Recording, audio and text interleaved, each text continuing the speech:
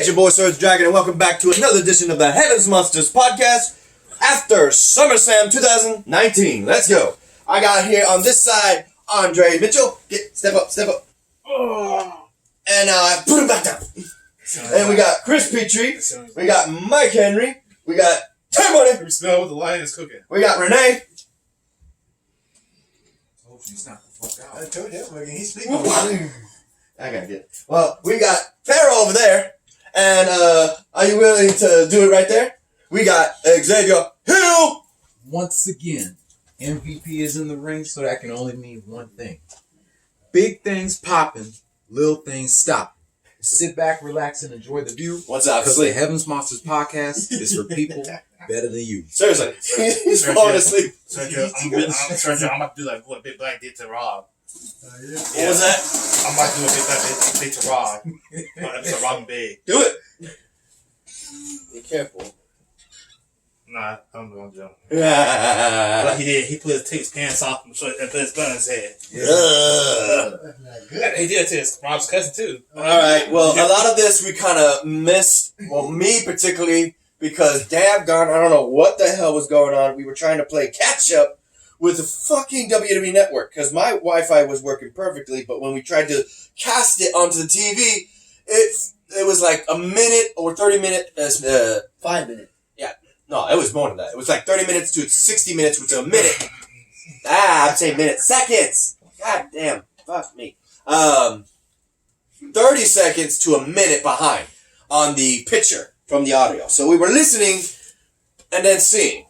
That sucks. But anyway, that considered, all things we were able to catch up, and we saw the last bit, and we were very happy. But otherwise, Mikey, go ahead and tell us what came first in the kickoff. There are 3 matches in the kickoff show. The first one was the Cruiserweight Championship between Drew Gulak and Ole Lorcan.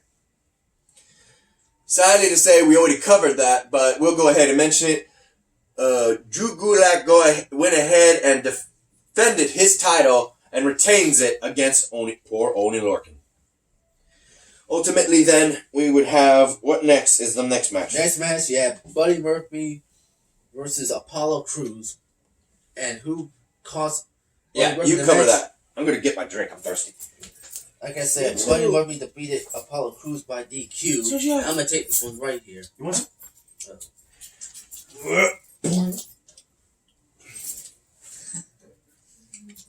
Still there? Go ahead, Maggie. As I was saying, Buddy Murphy defeated Apollo Crews by disqualification. And who came out of nowhere and attacked Buddy Murphy? Rowan. Yes, right. Rowan, who's being accused of being inside that forklift that nearly took away Roman Reigns' life. What would be the next match, then? And then you got the Women's Tag Team Championship between Alexa Bliss and Nikki Cross versus the Iconics. What? Wait, what? What? SummerSlam. Yeah. Not on Raw. On the pre-game, the kickoff. That's missed it on the list? We didn't see that! Yeah, and the winner of the match... What was it? The Goddess and the Twisted Sister. Which Which means the Iconics can go. And tomorrow night is gonna be, and it's gonna be them versus the Kubaki Warriors. That gotta be a good one. And don't be surprised if they're gonna come back and interfere again. Okay. Mm-hmm. So that would be the last match for the kickoff. That's right. In which case, after that, we were able to catch, while we were doing the podcast, the fact of the matter is, the first match of the night would be The against submission match between the Disarmer versus the Sharpshooter. Becky Lynch and Natalya. Thank you. You're not gonna believe this one, guys. Oh yeah, go ahead, Maggie. Natalya would use Becky's Disarmer, and then you got Becky Lynch using the Sharpshooter because both women using other people's submission hold. Because you know the rules of the match. The only you can win the submission is make your opponent Tap out. Tap out by tap out. No, I just drink your phone. Oh. You want to hold it? Okay. In which case, with that said, we would have actually Becky Lynch winning and retaining her title And now, who is going to be the next in line for the Raw Women's Champion? I'm about to go Emma Foot on this. I'm about to say, wow, Women's Champions. What the hell? So, okay. Go ahead, Mikey. What would be the next match? Next match, Goldberg versus Dolph Ziggler. That match too short. Too damn short. And that match ended less than 2 minutes. Another loss. That reminds me of Goldberg defeated Lesnar at the 2016 Survivor Series. Yep, too short. And then he would have the gall to keep calling out Goldberg to get speared again and again for 4 times in total. Even the commentator was saying, "Somebody get that mic away from Dolph Ziggler." Ultimately, with that said, we would have Goldberg standing tall. Sergio. Go ahead. We'll be right back. Alright. That's right. Let's go back. Okay, we go back. I forgot. Well, Terrence just left. Let's go ahead and continue on with the story. We left off with Goldberg and Dolph Ziggler.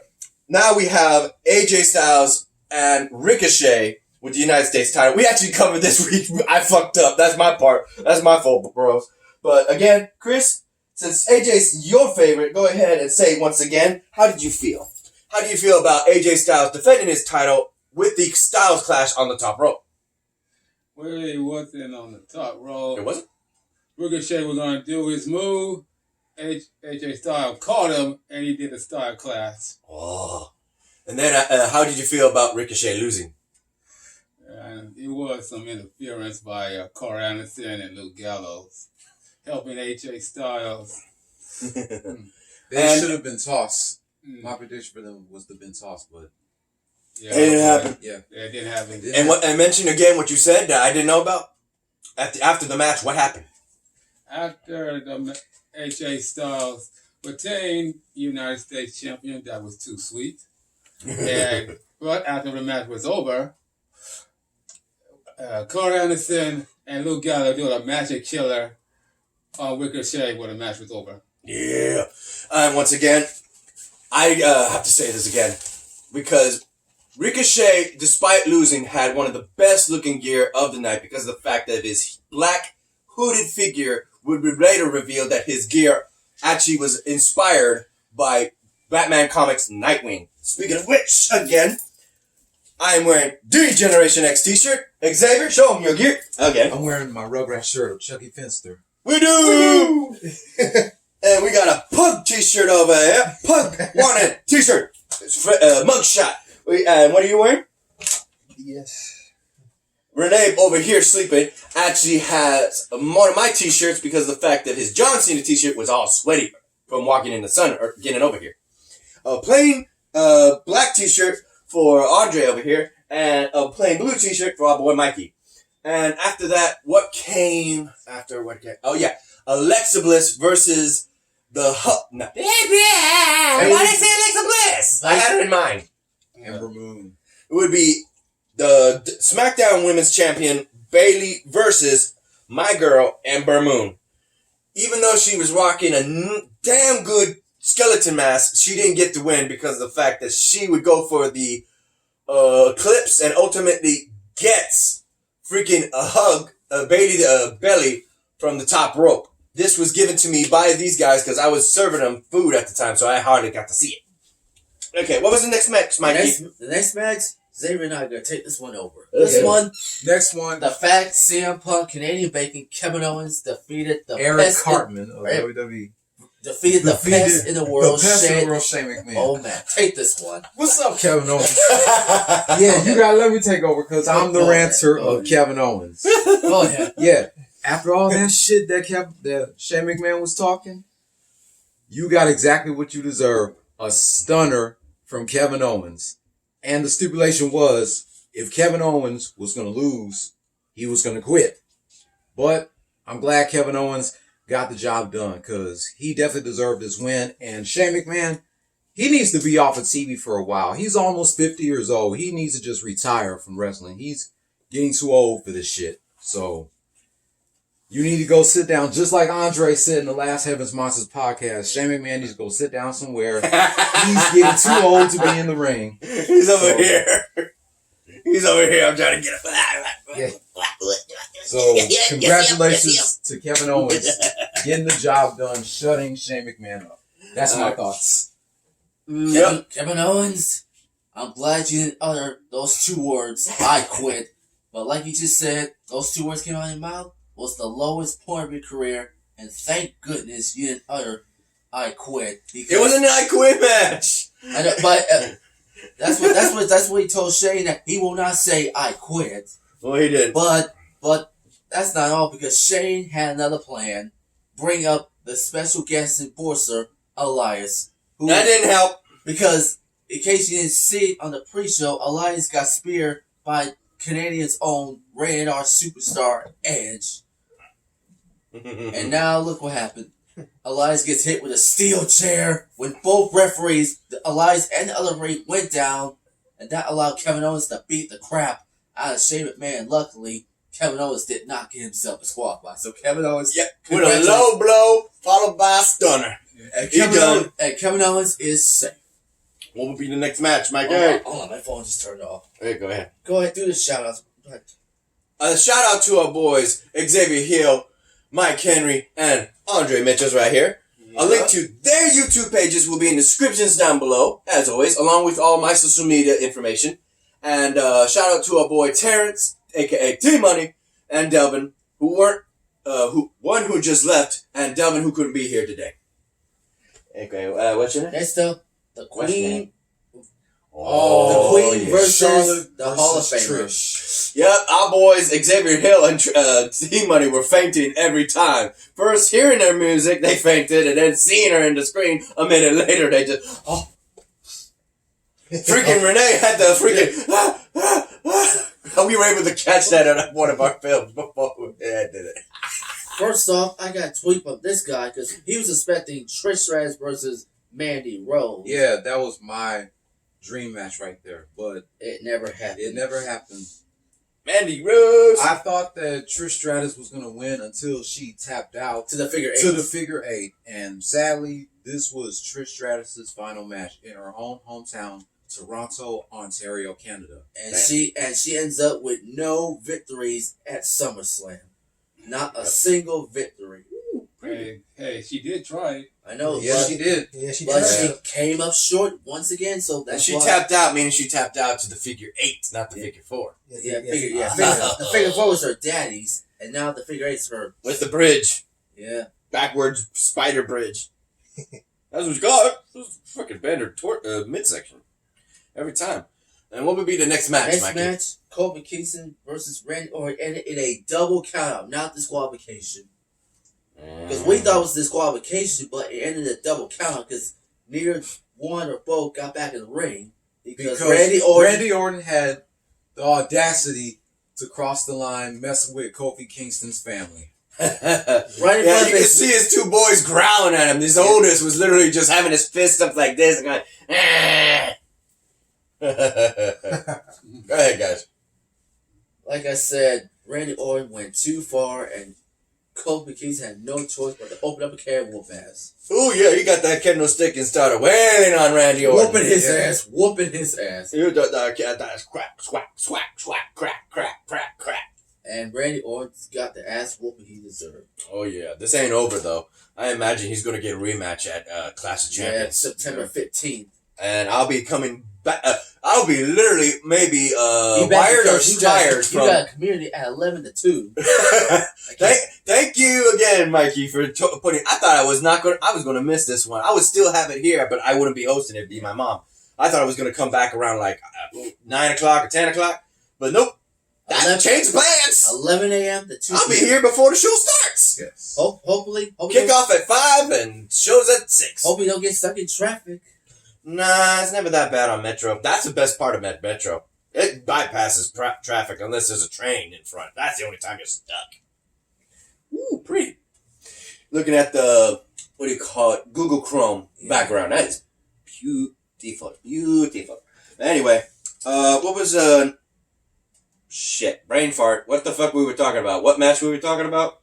The Kofi Kingston versus Randy Orton. I already said my piece. So, anybody else got anything to cover on that? Like I said, Randy Orton got the ass whooping he deserved. Okay, next match. The Fiend versus Finn Balor. Oh, man, that was bad. Because with this will happen. Can I take this? Go ahead. All right, ladies and gentlemen, picture this.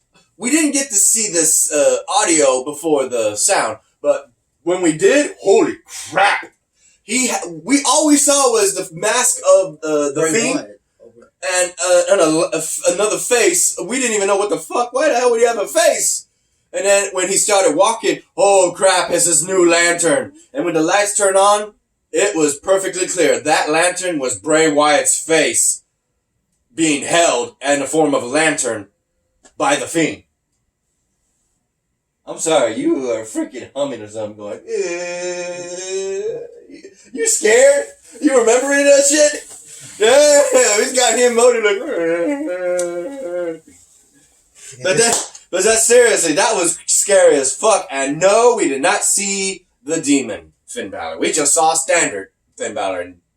He was dressing up all white. Me and Farrell was like, he dressing up all white like he God. Like, you ain't no God. Anyway, you ain't no God. But in which case, the match would end in a most horrific way. Considering the fact that Finn Balor had the momentum going in back and forth on the demon, as soon as he jumped off the top rope, we would see the mandible claw show its most terrifying grip hold on Finn Balor's mouth, and he just puts him to sleep, ultimately getting the win, and the lights go out, and whoo, damn. That's just... What was your take on that, guys? I cannot believe I am Bray Wyatt is playing one too many mind games. Hosting his dumb boneheaded show, the Firefly Funhouse. Looks kind of reminds me of Mr. Rogers' neighborhood. Yeah. From PBS. So that show more funnier. Yeah, but that's between me and T-Money. We were saying that what the hell did the Fiend dress up like? He was looking like Rob Zombie I have no idea. Yeah, meets Joker's removed face. That's Bray Wyatt's meets red and black version of Beetlejuice. That was tight pants. That's Bray Wyatt's alter Damn. ego. Damn. Alter ego. What was next after that? And the final match, once again, Xavier and I are going to take this one over. Go ahead. Seth Rollins versus Brock Lesnar. Hey, Yashi.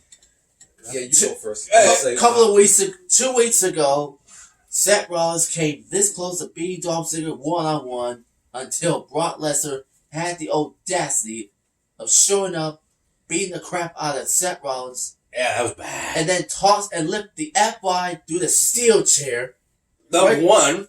On his wrist. Whip. Ribs. Ribs. You said webs. You said webs. Now you're doing damn fun. On his rib. Yeah. And then Seth was all blood. It's coughing up blood. And they had to go in the ambulance until he was stopped by Brock Lesnar. Again.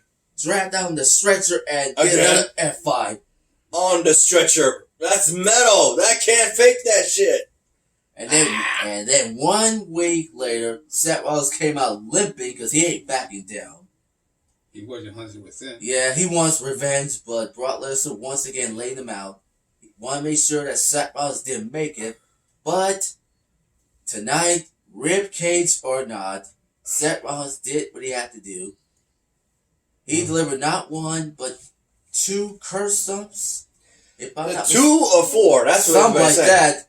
And for the second time, the Beast gets slayed again. I mean, the Beast got slayed Your again. 2-time 2-time. Universal Champion, Seth freaking Rollins. Alright. Tag it. What you gotta say now, Paul Heyman and Brock Lesnar? Oh, you should have seen the face on Paul Heyman's face. He's like, Yeah, let me get in front of that camera. I got big eyes. Like that. Go ahead. Yeah, Brock Lesnar. After that rant that I did a few weeks ago about my thoughts of you being the Universal Champion, look what happens. When it fucking matters, you can't fucking win. And on top of that, that's twice in 1 year you lost the Universal Championship to Seth Rollins. Let alone 2 years in a row you lost the title at SummerSlam. First to Roman Reigns last year, now to Seth Rollins this year. Because twice. you cannot pull it off. Twice. First Matters. WrestleMania 35. April. First WrestleMania What was that, 35.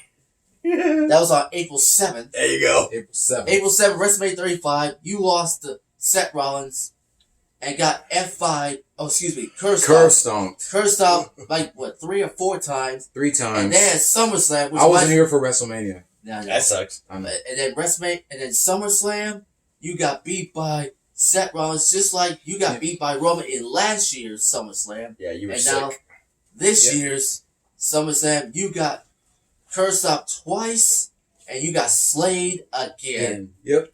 And now the big question And everybody's then on got is, top of that, Paul Heyman with his John Goodman Triple Chin Mafia looking fat ass.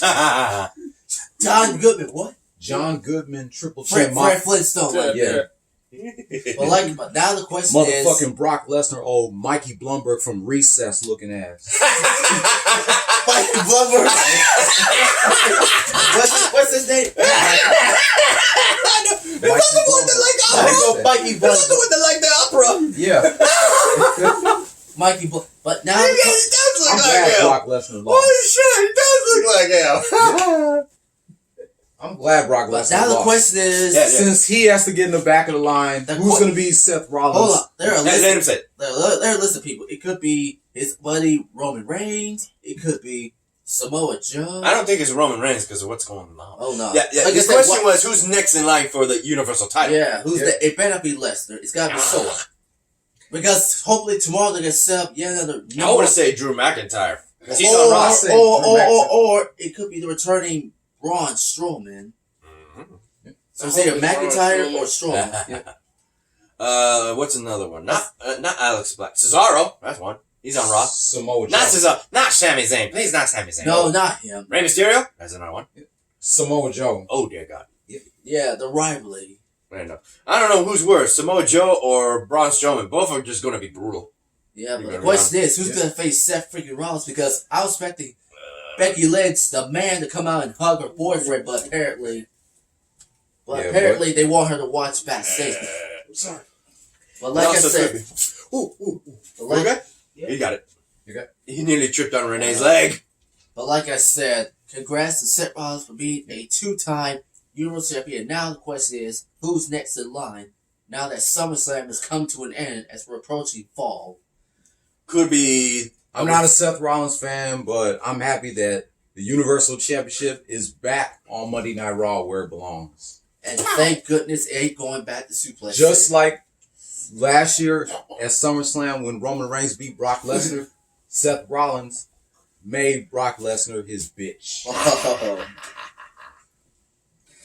So, Brock Lesnar needs to be off TV for a while. Enjoy your vacation, whatever the hell you're going to do. I don't know. He better not show up next month, because if he does, I'm going to be pissed. Oh my gosh. Brock Lesnar need to held that title. He's not a full-time wrestler. Sit down, Mikey. He's a Oh, part-time sorry. wrestler. Oh, sorry. In which case, that would cover everything? That's it. That's it. Oh, wait, no. We actually saw this on Instagram. I was showing my boys Instagram. About Brian Cage and Melissa Santos. I ain't Yeah. know he was married. I didn't know that. Yeah, they're married. Yeah, We didn't know that. I got pictures. Yeah, I got pictures. Yeah, because we saw I'll stream Impact. it later. I'll react to it in another video. Yeah, but we saw Impact. Jimmy Jacobs interviewed Melissa Santos about her relationship with Brian Cage. Yeah, that's why they haven't been on camera. They were getting married. That's why they were not on camera. But besides that, one thing we saw on that look on SummerSlam on Instagram was the fact that Eric Rowan was attacking Buddy Murphy. Yeah, because he was being accused of being inside the forklift that nearly took away Roman Reigns' life, because we were expecting Roman Reigns to announce his SummerSlam challenge, but no.